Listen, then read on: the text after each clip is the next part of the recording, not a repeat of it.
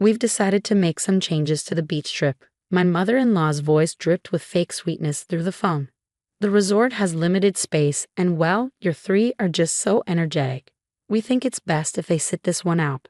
I gripped the kitchen counter, watching my kids, Emma 8, Lucas 6, and Sophie 4, playing in the backyard through the window.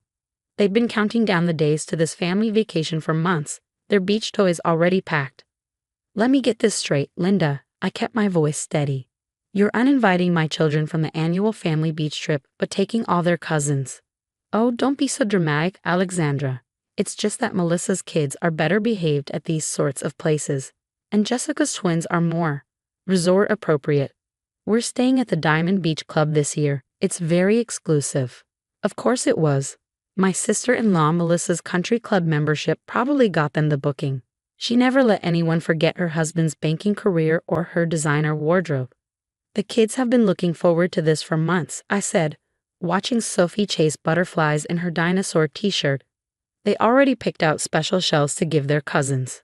Well, perhaps if you and David focus more on etiquette and less on letting them run wild. Linda's words twisted like a knife. Besides, we've already finalized the arrangements. Melissa's girls need their own suite, and Jessica's twins require the ocean view. There simply isn't space. I thought about last year's beach trip when my kids had been the ones to help clean up after meals without being asked while their cousins played on tablets. How Emma had shared her beach toys with everyone, and Lucas had helped his younger cousin overcome his fear of waves. Does David know about this decision? I asked, mentioning my husband. Oh, he understands. It's for the best, really. The Diamond Beach Club has standards. Just then, I heard squeals of laughter from outside. Lucas had set up the sprinkler, and all three kids were running through it, their joy pure and uninhibited. No designer clothes, no forced manners, just genuine happiness. You're right, Linda, I said finally. The Diamond Beach Club does have standards, and thankfully, so do I. What's that supposed to mean? It means my children won't be anywhere they're not fully welcomed. Enjoy your exclusive vacation. I hung up before she could respond, my hands shaking but my resolve firm. The kids were still playing outside, blissfully unaware that their grandmother had just deemed them unworthy of the family vacation. David found me at the kitchen table that evening, after the kids were in bed. One look at my face, and he knew something was wrong. Your mother called, I said quietly. She's uninvited our kids from the beach trip. Apparently, the Diamond Beach Club is too exclusive for children who actually act like children. His face darkened. She did what?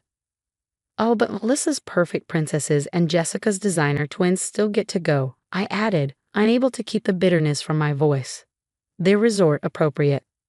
I'll talk to her, David started, but I shook my head. No, I'm done trying to make your family accept our kids for who they are. They're kind, they're happy, and they're perfectly behaved. If that's not good enough for your mother's precious resort vacation, then we'll make our own plans. David was quiet for a moment, then asked, What are you thinking? I pulled out my laptop, opening a familiar webpage. Remember that cute little beach house we looked at last year? The one on Crystal Cove? It's still for sale. Alex, that's a huge investment. You know that inheritance I got from my grandmother. I've been saving it for something special. What's more special than showing our kids they don't need anyone's approval to be worthy of wonderful things? As I clicked through the photos of the modest but charming beach house, I thought about Linda's dismissive tone, Melissa's stuck-up attitude, and all the times our children had been made to feel less than by their father's family. Besides, I added with a small smile, Crystal Cove is known for its sea turtle nesting season. The kids would love that way more than some stuffy resort. David looked at the photos, then at me. You're serious about this?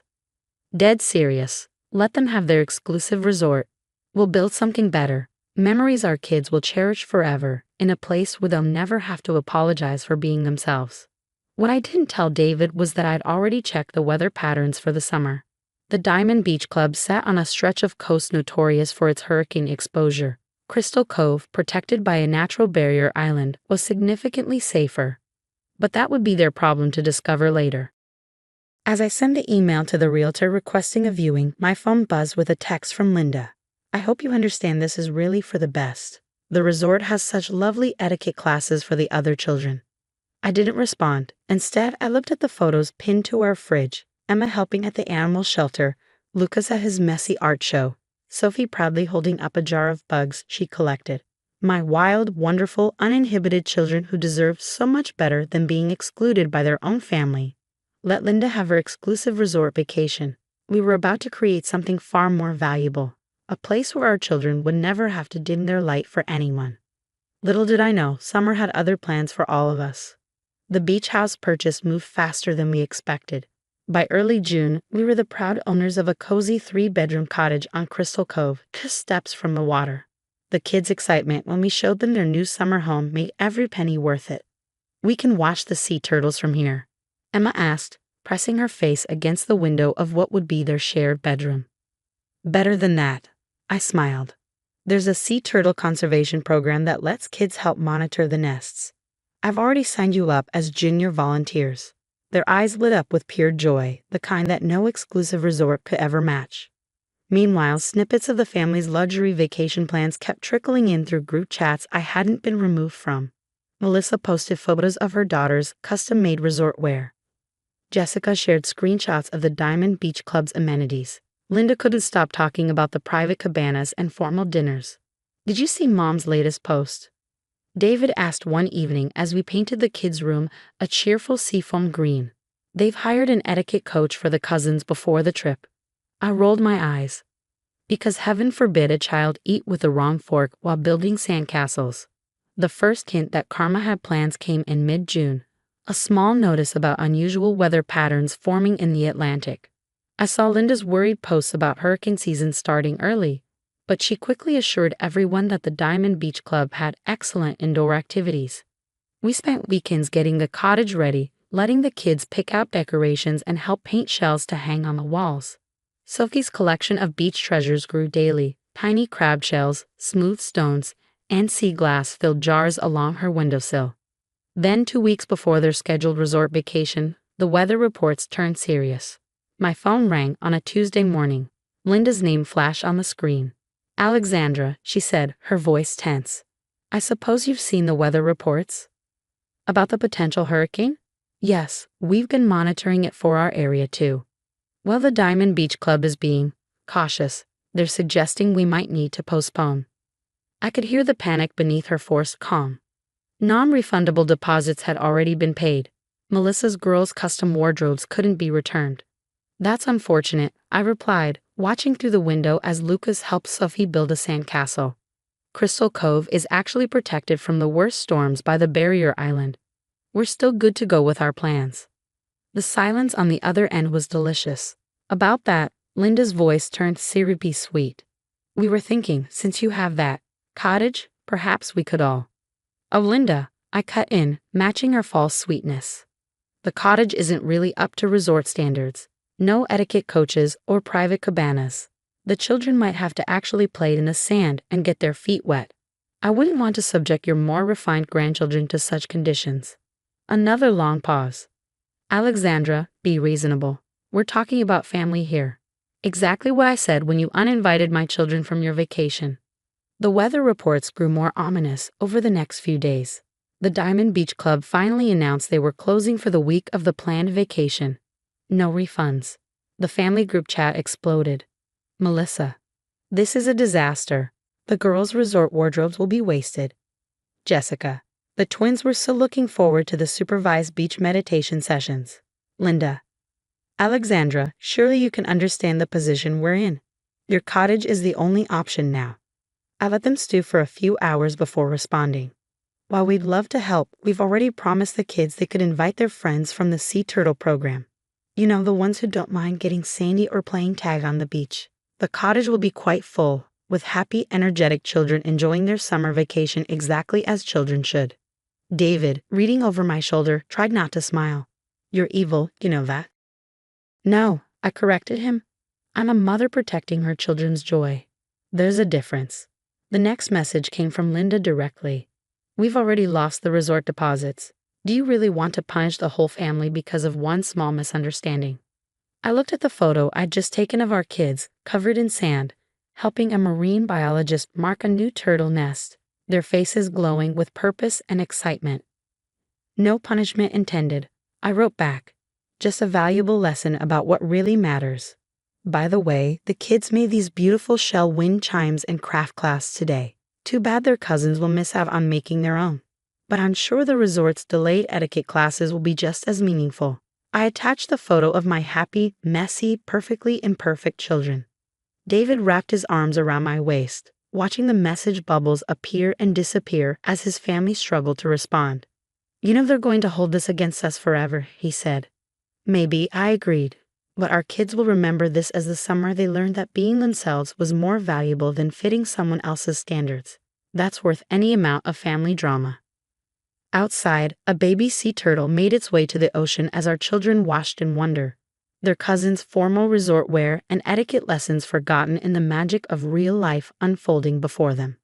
Sometimes the best revenge isn't about getting even, it's about getting better. And as another hurricane warning lit up my phone, I couldn't help but smile at the perfection of nature's timing. The hurricane, as predicted, hit the Diamond Beach Club area hard. Meanwhile, Crystal Cove remained peaceful, protected by its natural barrier island, just as I'd researched months ago. Our cottage became a haven of summer memories while my in-laws scrambled to salvage their ruined vacation plans. Mom, look. Emma called out one morning, pointing to tracks in the sand. Another turtle nest. We gathered around as the conservation team marked the spot. My phone buzzed with yet another message from Linda. Surely you can make some room. The children are devastated about missing their vacation. I watched as Lucas carefully helped measure the turtle tracks while Sophie took notes in her junior volunteer notebook. These are the same children deemed too unruly for a resort vacation, now trusted by marine biologists to help with their research.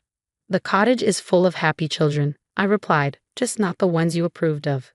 The photos we posted told the story better than words ever could. Our kids leading beach cleanups, Emma giving presentations to visitors about sea turtle conservation, Lucas teaching younger children how to identify different shells, and Sophie being interviewed by the local news about being the youngest Turtle Patrol volunteer. The comments poured in.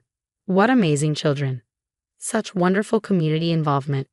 Future marine biologists in the making. Linda's response was telling. I suppose some children are better suited to outdoor activities. Yes, I wrote back. Some children are better suited to actually making a difference instead of learning which fork to use for salad. David found me on the deck that evening, watching the sunset. Mom's beside herself, he said, sitting next to me. Apparently, Melissa's girls are refusing to wear their resort outfits now. They want Turtle Patrol shirts instead. I couldn't help but laugh. How tragic. Designer wardrobes defeated by cotton t-shirts and a worthy cause. The breaking point came when the local paper featured an article on the Sea Turtle program, prominently showcasing our children. The photos showed them in their volunteer shirts, sandy and sunburned but beamy with pride, as they explained their work to the reporter. Linda's call came immediately. I suppose you think you've proved your point, she said when I answered. No point to prove, Linda. My children are exactly who they're meant to be, kind, curious, and passionate. They don't need a resort's approval to make a difference in the world. We could have given them connections, social skills, opportunities. They've made their own connections, I interrupted. With marine biologists, conservationists, and people who value substance over style. Those are the opportunities that matter. The summer ended with a celebration at the cottage.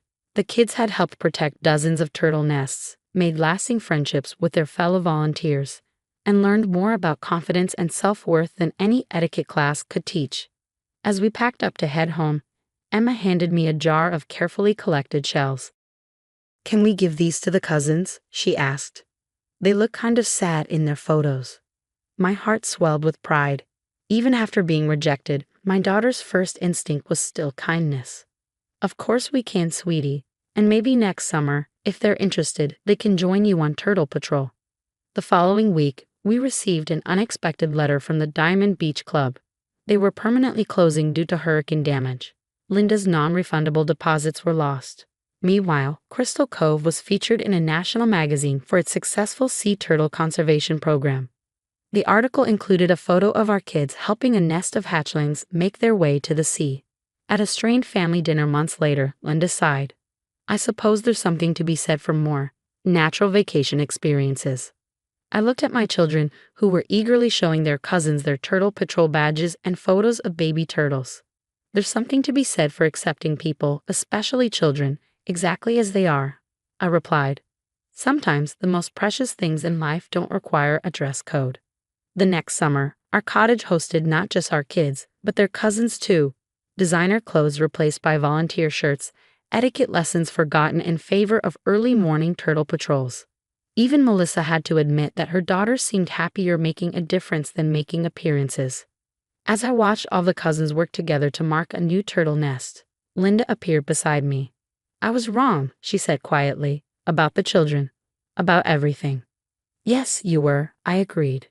But they're teaching us all something valuable, aren't they? That true worth isn't about being resort appropriate. It's about being real, being passionate, and being kind.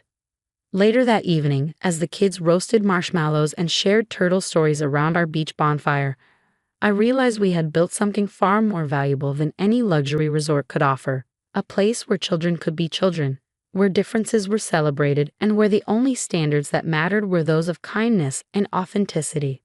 Sometimes, the best revenge isn't about making others regret their choices, it's about creating something so wonderful that they can't help but wish they'd chosen differently.